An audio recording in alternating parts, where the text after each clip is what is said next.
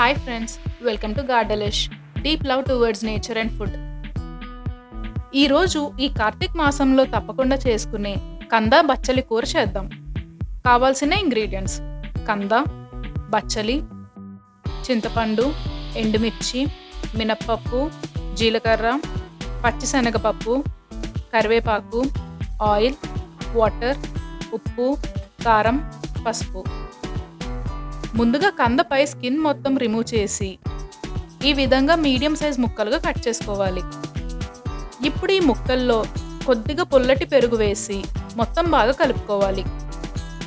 ఇలా చేయడం వల్ల కంద వల్ల వచ్చే ఇచ్చింగ్ ఫీల్ పోతుంది.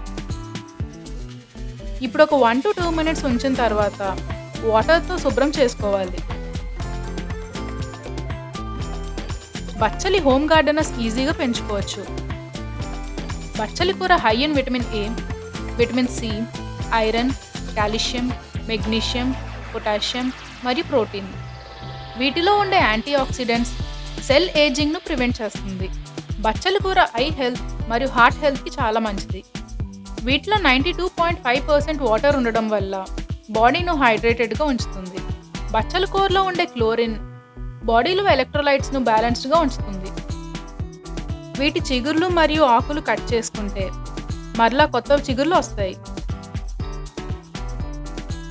ఈ విధంగా బచ్చల ఆకులను శుభ్రంగా వాష్ చేసుకుని చిన్న ముక్కలుగా కట్ చేసుకోవాలి. ఇప్పుడు స్టవ్ ఆన్ చేసి కుక్కర్లో కంద ముక్కలు, కట్ చేసిన బచ్చలి కూర, కొద్దిగా పసుపు మరియు వాటర్ వేసి 3 నుంచి 4 విజిల్స్ వేయించుకోవాలి.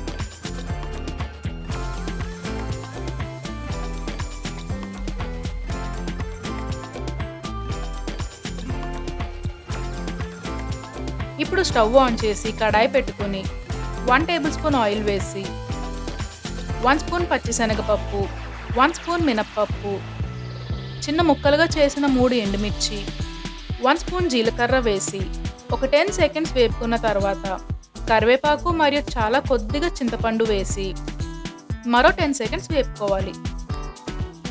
మనం పోపులో కొద్దిగా ఇంగువ కూడా వేసుకోవచ్చు, ఇది ఆప్షనల్. ఇప్పుడు ముందుగా కుక్కర్ పెట్టుకున్న కంద బచ్చలి వేసి మొత్తం బాగా కలుపుకోవాలి.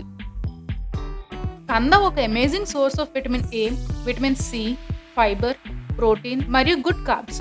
ఇది బాడీలో బ్యాడ్ కొలెస్ట్రాల్ తగ్గిస్తుంది మరియు హార్ట్ హెల్త్కి చాలా మంచిది మరియు బ్లడ్ షుగర్లో సడన్ స్పైక్స్ కూడా ప్రివెంట్ చేస్తుంది. ఇప్పుడు తగినంత ఉప్పు మరియు కారం వేసి కలుపుకోవాలి. ఇలా అక్కడక్కడ కొద్దిగా కందను స్మాష్ చేస్తున్నట్టు అంటూ కలుపుకోవాలి.